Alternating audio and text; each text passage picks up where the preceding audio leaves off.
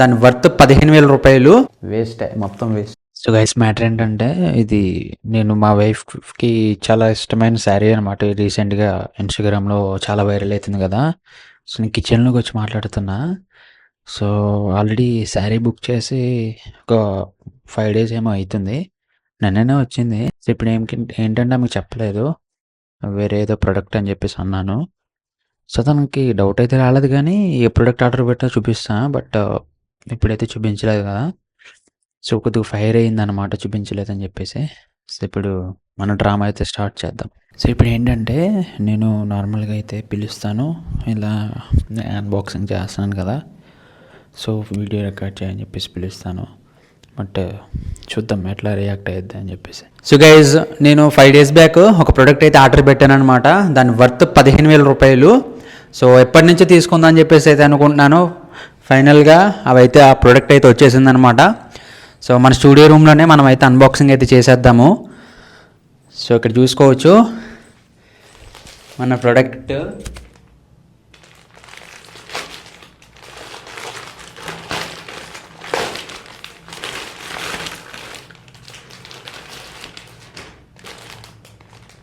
నచ్చిందా?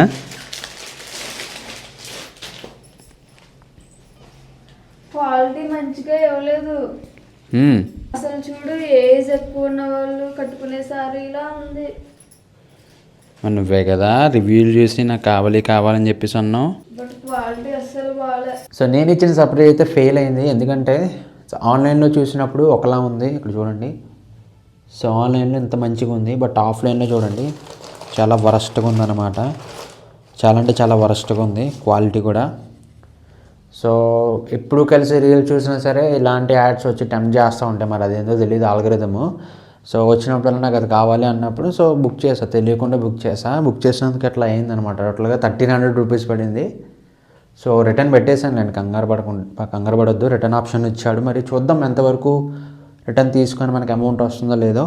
సో అందుకు మీరు ఆన్లైన్లో ఏదైనా వెబ్సైట్లో పర్చేజ్ చేసే ముందు రివ్యూ చూడండి. యూట్యూబ్కి వెళ్ళి ఆ పర్టికులర్ వెబ్సైట్ది, యూట్యూబ్లో ఎవరైనా ఆర్డర్ పెట్టారో లేదో చూసి అప్పుడు తీసుకోండి. సో నేనేదో నార్మల్గా పెట్టేశాను అన్నమాట.